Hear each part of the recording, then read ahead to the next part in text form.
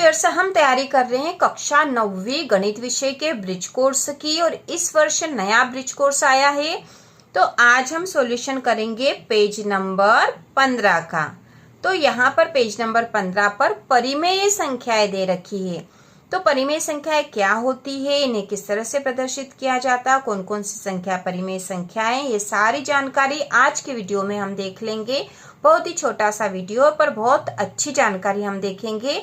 और उसके पहले हमने प्राकृत संख्या, पूर्ण संख्या और पूर्णांक क्या होते हैं, ये सारी चीजें हमने सीख ली थी पिछले वीडियो में। यदि आपने नहीं देखे हो तो देख लीजिए ताकि आपको गणित की सारी बेसिक जानकारी हो जाए। तो शुरू करते हैं। परिमेय संख्याएं ऐसी संख्या परिमेय संख्या कहलाती है जिसे P बटा Q के रूप में लिखा जा सकता हो, जहां P और Q पूर्णांक है तथा Q 0 के बराबर नहीं है। परिमेय संख्याओं को Q से प्रदर्शित करते हैं। तो इसके पहले हमने देखा था कि पूर्णांक जो संख्याएं थी उन्हें Z से प्रदर्शित करा था, उसी प्रकार से परिमेय जो संख्या है Q से प्रदर्शित करते हैं।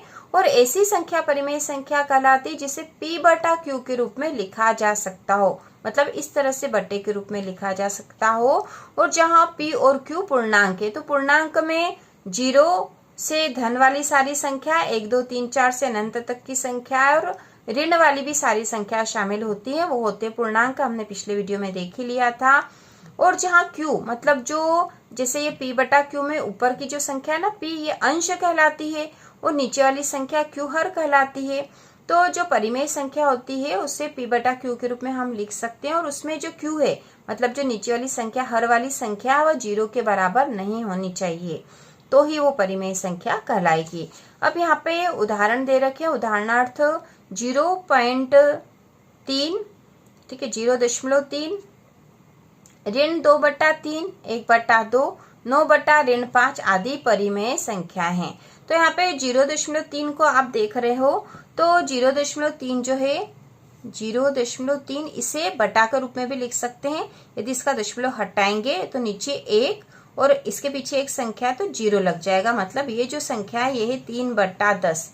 ठीक है, तो ये P बटा Q के रूप में है और यह एक परिमेय संख्या है, इसलिए यहाँ 0.3 हमें दे रखा उदाहरण में। तो ये परिमेय संख्याओं के उदाहरण देख लिए हैं। इसके बाद यहाँ बोला गया है कि संख्याएं 0, ऋण 2, 4 P बटा Q के रूप में लिखी जा सकती, इसलिए ये भी परिमेय संख्या है। अब यहाँ देखो 0, तो आपको पता होना चाहिए कि यदि किसी संख्या के नीचे कुछ भी नहीं है तो उसके नीचे हम 1 लिख सकते हैं और उससे उस संख्या में कोई फर्क नहीं पड़ेगा। तो जैसे 0 है तो इसे हम 0/1 के रूप में लिख सकते हैं। जैसे ऋण 2 है तो ऋण 2/1 लिख सकते हैं। और ये 4 है तो 4/1 लिखा जा सकता है। और 1 लिखने से इसका जो Q है वो 0 के बराबर नहीं है क्योंकि ये तो 1 है। और इस तरह से हमने P बटा Q के रूप में लिख भी दिया है, तो ये परिमेय संख्या ही कहलाती है। अब यहाँ पे Q मतलब परिमेय संख्याओं को प्रदर्शित किया गया है। ऋण 1, ऋण 1/2, 1/2, 2/3, 1, 3/2, 2, 5/2, ये अनंत तक इसी प्रकार की परिमेय संख्याएं हैं। इसके बाद यहाँ बताया गया है कि किन्हीं दो परिमेय संख्याओं के मध्य अपरिमित मतलब कई परिमेय संख्याएं होती है। तो दो परिमेय संख्याओं के बीच में भी कई परिमेय संख्या होती है, ये बताया गया है यहाँ पर हमें। और ये जो परिमेय संख्या कितनी प्रकार की हो जाएगी, बीच की जो दो संख्याओं के बीच की परिमेय संख्या कैसे निकालेंगे, ये आपके कक्षा 9वीं की गणित के अध्याय 1 में ही हम सीख लेंगे। इसके बाद यहाँ कार्यपत्रक दे रखा है, इसे हम हल कर लेते हैं। तो यहाँ प्रश्न है सत्य असत्य लिखिए। इसमें पहला है कि 1/2 एक परिमेय संख्या है। तो यहाँ ऊपर भी देखा था हमने, यहाँ 1/2 आया था और इसे परिमेय संख्या यहाँ लिखा ही था। और हम जानते हैं कि परिमेय जो संख्या है उसे P बटा Q के रूप में लिख सकते हैं, तो ये P बटा Q के रूप में है। और यहाँ Q जो है 0 के बराबर नहीं है क्योंकि Q के स्थान पर यहाँ 2 है। तो 1/2 एक परिमेय संख्या है, यह कथन सत्य है, तो हम यहाँ लिख देंगे सत्य। दूसरा है दो परिमेय संख्याओं के मध्य केवल दो परिमेय संख्या होती है। तो यहाँ पर अभी हमने पढ़ा था कि दो परिमेय संख्याओं के मध्य अपरिमित परिमेय संख्या होती है, और यहाँ बोला गया कि दो परिमेय संख्या होती है, तो यह असत्य है क्योंकि दो परिमेय संख्याओं के मध्य अपरिमित परिमेय संख्या हो सकती है, तो कथन है असत्य। इसके बाद जो तीसरा है ऋण 3/5 एक परिमेय संख्या है, तो यह कथन सत्य है क्योंकि ऋण 3/5 भी एक परिमेय संख्या है।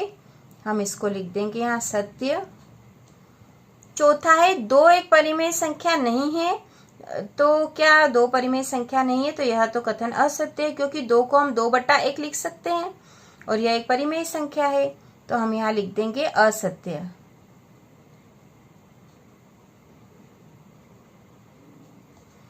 इसके बाद पांचवा है 0/19 एक परिमेय संख्या है।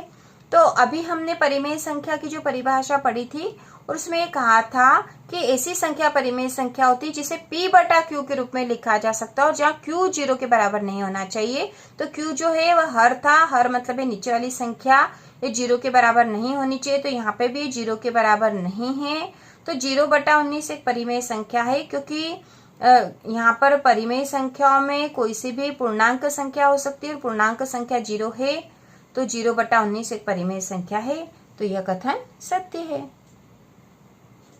ठीक है, तो इस प्रकार से हमने जो परिमेय संख्या वाला पेज 15 पे जो जानकारी है, जो अवधारणा है, वो पूरी तरह से समझ ली है और इसको पूरा हल कर लिया है।